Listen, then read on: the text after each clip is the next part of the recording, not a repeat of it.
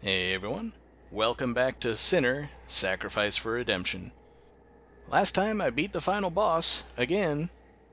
There's not really a whole lot left of the game, but there is this nightmare challenge that might actually offer some reward if I can manage to get through the whole thing. I don't think that's going to happen anytime soon. But admittedly, the last time I played it, I had only just managed to beat the game once, and I didn't do so well. This time around, I've built up my skills a little bit. Maybe I've got a chance. First thing I'm going to do is trade in these useless blades for the sword and shield. Those actually serve me pretty well against a lot of the bosses. But I know that Phystelus is coming up first, and I use the greatsword against him, so let's go for it. This is the Nightmare Challenge. It's just one big arena with no special features, no penis-shaped rocks or anything like that, no ice holes, no falling chandeliers, and we're just fighting all the bosses one by one.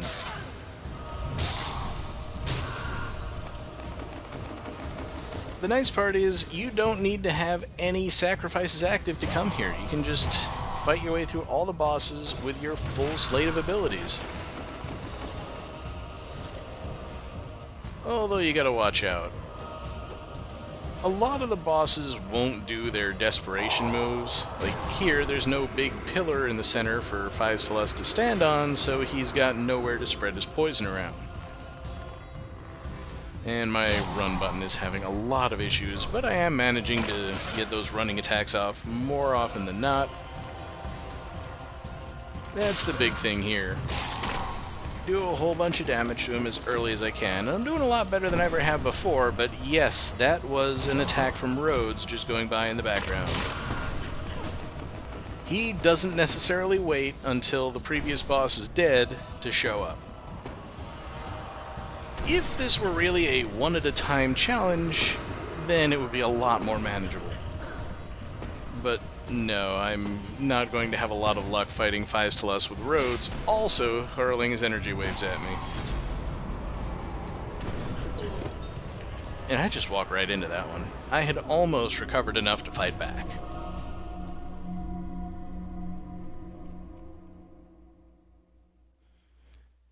And probably the worst thing about this entire challenge is that when you die, the default choice is return to title.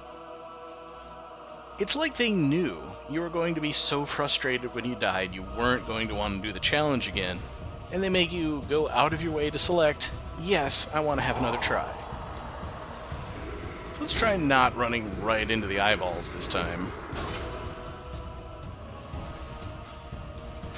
My defense is not particularly effective.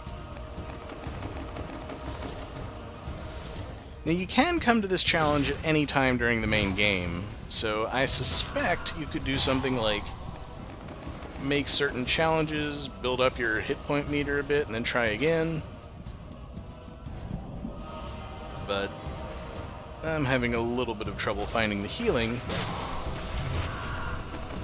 And the strategy of going for the fire buff early, probably not right at the beginning of the fight, but sometime around makes a lot of sense because it does a ton of extra damage to Phystelus and gives you a chance of beating him before Rhodes shows up.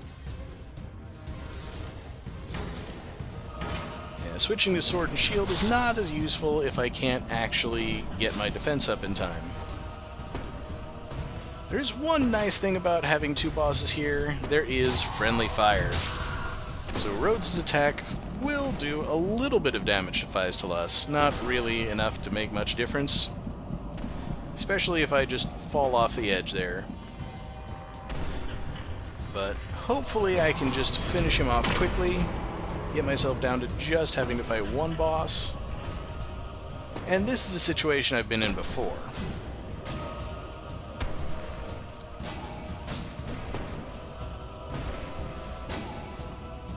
We've dealt with Rhodes, kind of. We do still have to contend with the remaining toxic pustules from the Phystelus fight, but they're not as big a deal. Should probably target the leg I'm used to targeting. And really, it's just a matter of resource management from this point.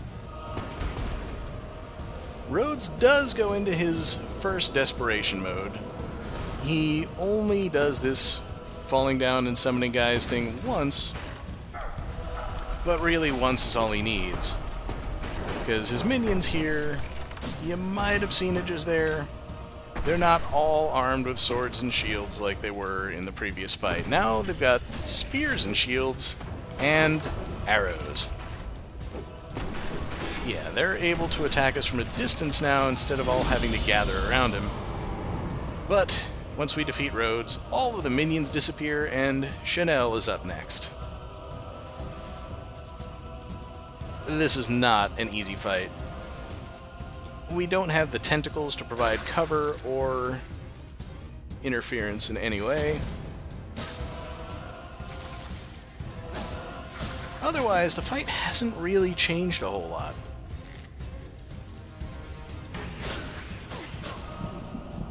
Which is kind of unfortunate. And hey, there's the freezing effect. One thing I've discovered is that this game actually does have achievements if you play it on a system that has achievements. Discord, as much as they'd like to position themselves as a gaming platform, doesn't support achievements. So, you know, dying in every fashion possible is just more deaths.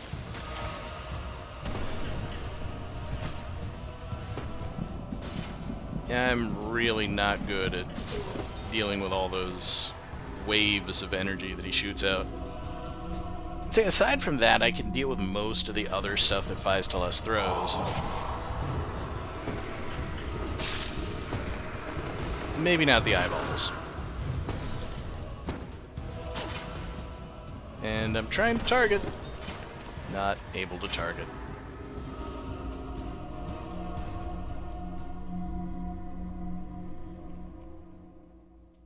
This wouldn't really be so bad if there were any kind of checkpoints, but obviously that would negate the entire purpose of the defeat all the bosses in one life challenge. But it's really hard to practice some of the later ones in this setting when you have to fight through the first couple every time. Nothing really changes about them, but they're just kind of inherently difficult in their own right. And the target is a lot easier to break in this fight, I think, than it was when I actually fought him in his own arena.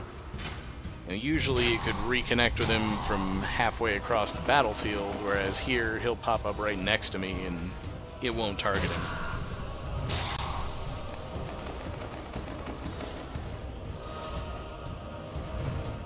There, my run kind of broke off before I could do the attack. That's probably the worst thing, is wrestling with my own controller.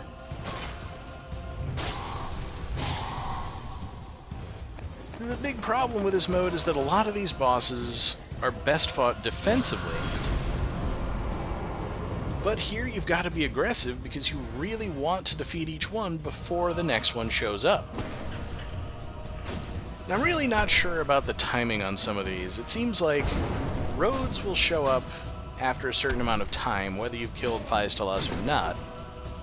I've never seen Chanel come out while I'm still fighting Rhodes. And I don't know whether that's a matter that because he summons minions, or just I can't survive long enough against Rhodes for Chanel to come out. If I haven't defeated him in that time, it's because I'm dead. And we also have to deal with a rather irregular edge to this arena. And timing my throw very badly, so I still took all of those homing bullets.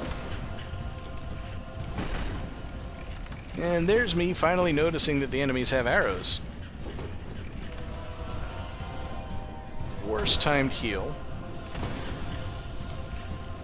And ideally I just kind of wait around until he takes out all the minions, but I'm really worried that Chanel is going to show up if I don't take him out immediately.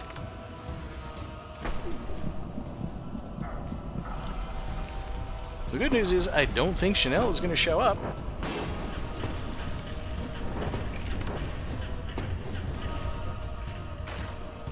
But now he's right at the edge. and I've got nowhere productive to go. And when my targeting breaks, I have no means to dodge his attacks.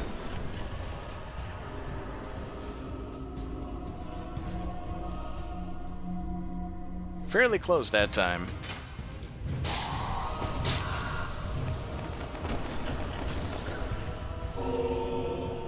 And now I get to deal with poison, too. Frankly, I think if you get poisoned, you might as well just give up at this point. You're not going to be able to heal through that, and your healing resources, even though you've got 7 of them, are still limited and have to stretch over all of the bosses.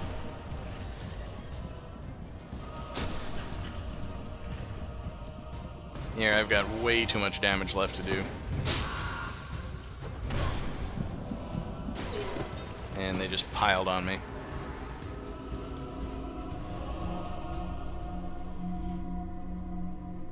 So I kind of hope you can appreciate why it is that I don't expect I'm ever going to be able to show you what happens if you complete this challenge. There's a possibility it'll open another challenge. There's also a possibility that nothing will happen. Maybe there'll be a video somewhere showing what happens. Maybe I'll actually consult it. I have not bothered to do that yet. But this is my strategy of trying to go full aggressive and just picking the worst possible run to start using the fire buff. The other big problem is that, of course, the fire buff damages you. And while that's a bit less of a problem when you only have to fight one boss, because it's basically one heal and you're done, that's a significant chunk of your healing ability here. I think eventually I try to settle into a rhythm where I go for one combo first, then I use a healing buff while he's flapping around, and that kind of covers the best of all situations. Admittedly, having to watch your health and go for the heal in the middle of the fight is a bit of a pain, but it does get a lot more damage in a short time, and the chances of beating Faistalus before Rhodes shows up have greatly increased. That is, if I manage to beat him at all. Using a second fire buff here is excessive. Especially since his defense patterns go on for such a long time, you don't get a lot of time to attack, and then you have to wait for Rhodes to actually show up, go in and start attacking him. You're maybe going to get one fire-boosted hit against Rhodes.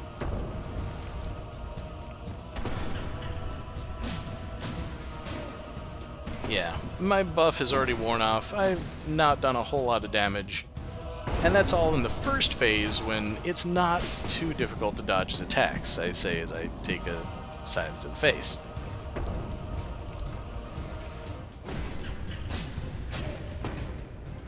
But really, the key to actually dealing properly with Rhodes is you need to do as much damage as you can at this point in the fight as quickly as possible. Don't let the minions actually even become an issue.